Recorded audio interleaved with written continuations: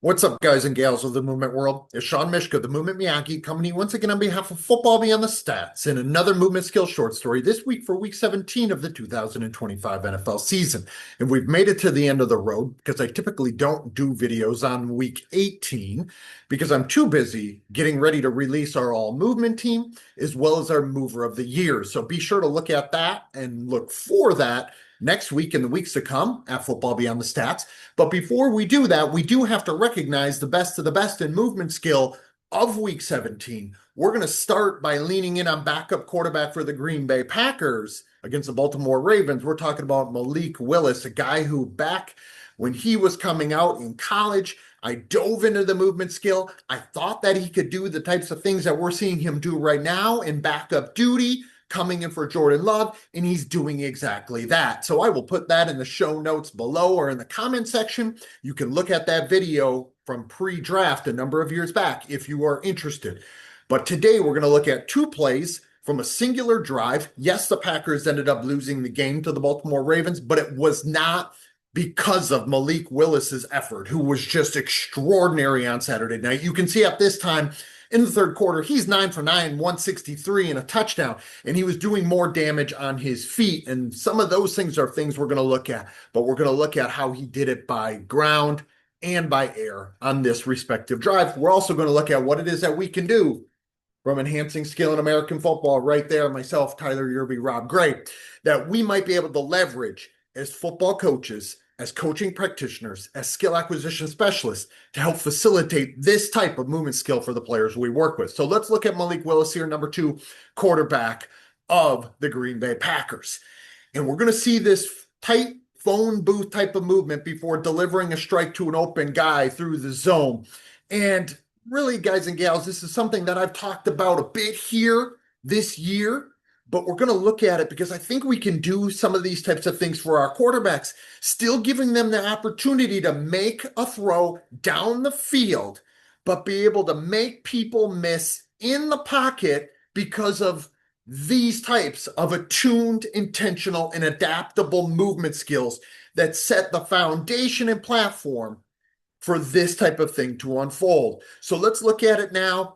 50% speed, and then I want to draw some things out for you from the other view and vantage point as to what we might be able to do across levels, developmental, high school, college, in NFL. You don't have to be a Malik Willis type of level of athlete, but what we do want to do is channel and facilitate the type of attunement, meaning sensitivity to the specifying information sources or the most useful information sources about the biggest threat that is closing in and down and around you while still looking down the field. So you're looking to and through. And that's something that we want to think about here because that's what I believe Malik Willis is attuned and adaptable around. If we just even get our trusty telestrator out here, I want you to look at a few things while this play unfolds.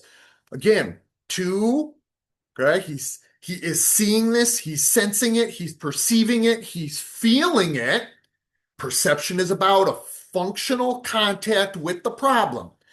But then, of course, he's got to go through his reads. That's not abnormal. What we're seeing right now, he's obviously got plenty of space to work with. But I want to just start and set the tone here because I want you to look and investigate as to what Malik Willis might be attuned to as this goes out here. 50% speed, step by step, moment by moment, local movement problem, the local movement problem. We see this, that which one unfolds right in front of him, and how at a certain point, as he hitches to get ready to throw at either his first or second read here, probably be a second by about this time already, right? He's got to hitch it, pull it back down. The guy's not there. Players working through the zone. He's, whether we're talking about pure progressions here, or we're talking about reading guys or coverage, that I don't know exactly what Malik Willis is doing at this moment in time. However, what I do know is that that pocket is closing in on him. And the more that that pocket closes in on him, the higher the threat goes. And as that threat gets higher and higher, it forces more adaptability from the skillful ball carrier who just so happens to be a quarterback aiming to throw. He's adapting with the intention, remember, perceptions, cognitions, and actions, all interwoven, all integrated to form this movement problem solving process moment by moment as it dynamically unfolds. What one is perceiving, how one is cognizing, what are they thinking about, what decisions they're making, how are their intentional aims to act, what is their role of memory here, what is he expected to do on the play, then flowing into in a perpetual tight circular way to his actions, and then his actions flow back into this. Okay, now this is special type of movement skill that we only witnessed from guys like Lamar Jackson, Josh Allen, Patrick Mahomes. We're witnessing it from Malik Willis here in these last couple of weeks. Okay, make guys miss in the phone booth before delivering a pass to the open guy slashing through the zone. Okay, so what can we do? And we're going to go to this view and vantage point, the very next highlight, obviously now from the end zone view, looking to it.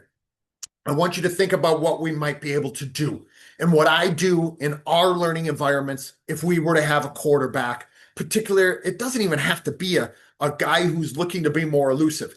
Every quarterback in today's NFL or in today's game, not just the NFL, college, developmental, high school, etc., needs to be more elusive, even if elusiveness isn't what their game is built on, like it would be for a Malik Willis or a Lamar Jackson, right?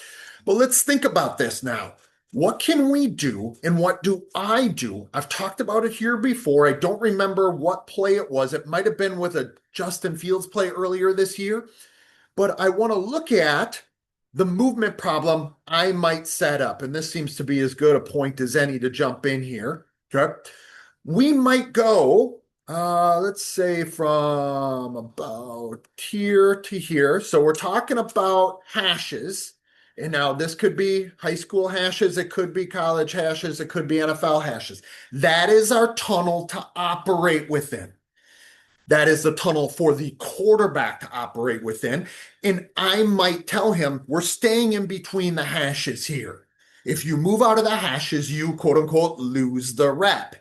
If you get tagged off, you lose the rep. So this doesn't have to be tackle to the ground or even thud tempo. It could be a two-hand tag off, and that's typically what we would do for our guys in June or July, particularly our quarterbacks, of course, if they were to happen to be in our learning environment. But now what we try to do is get as many sparring partners as we possibly can in this type of movement problem. If we have enough bodies, guys and gals, it's a really easy way to set this movement problem, right?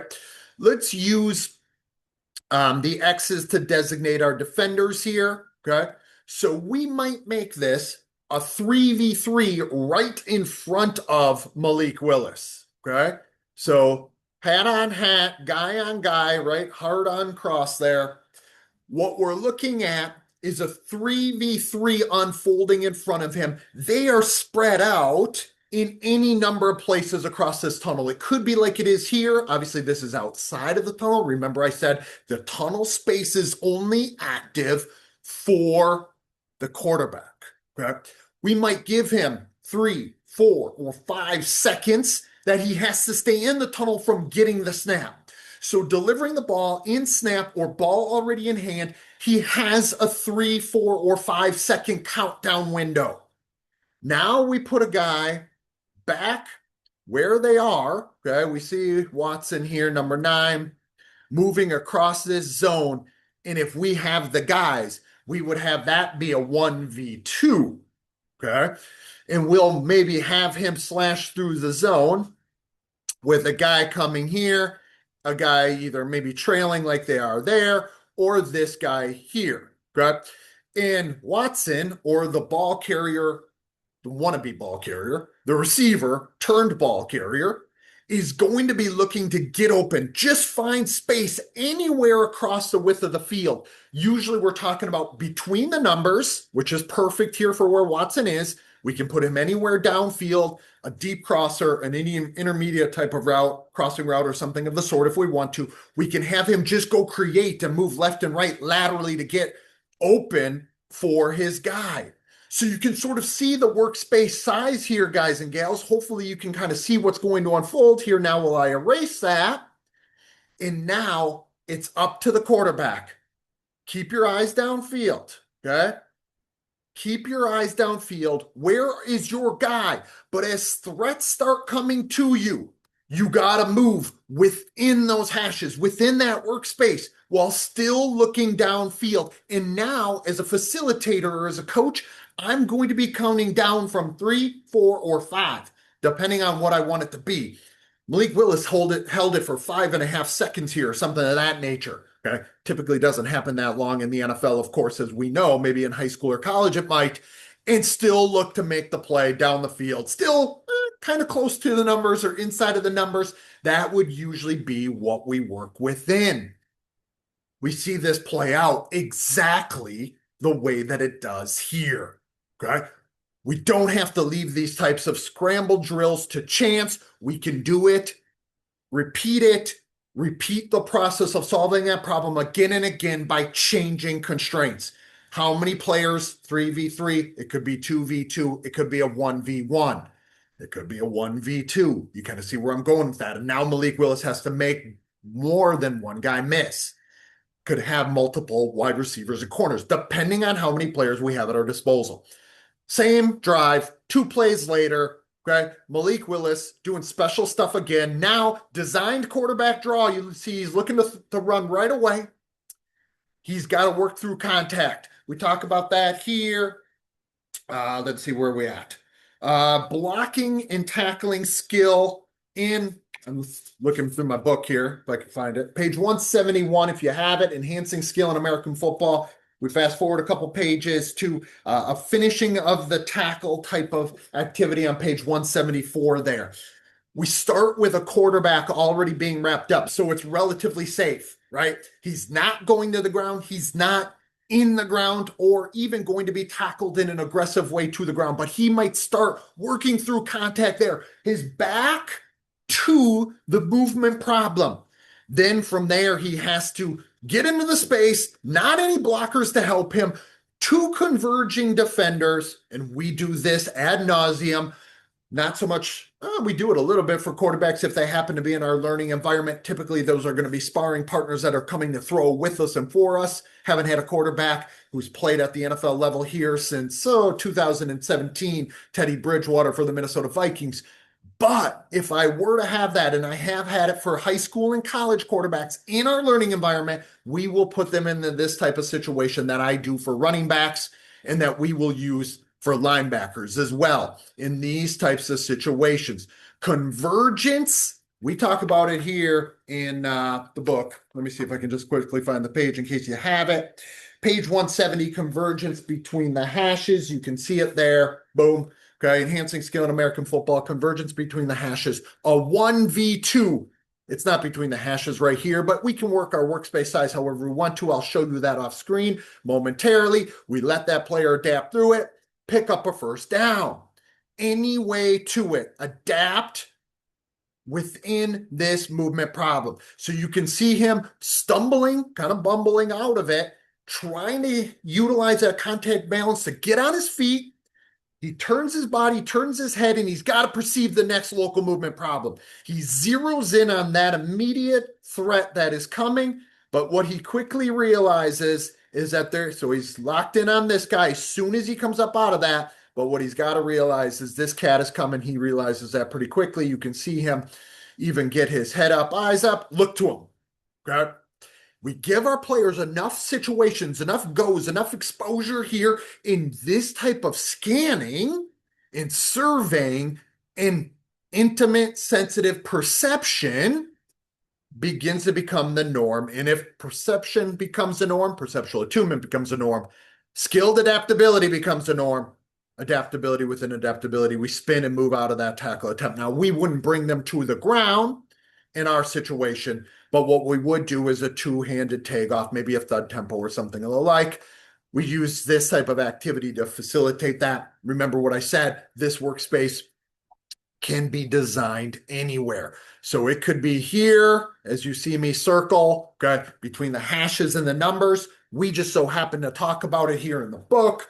On this graphic, convergence between the hashes, usually that's for, it could be for a quarterback. Usually it's for running backs in my learning environment because we happen to get a bunch of those, which is my favorite position to train, of course.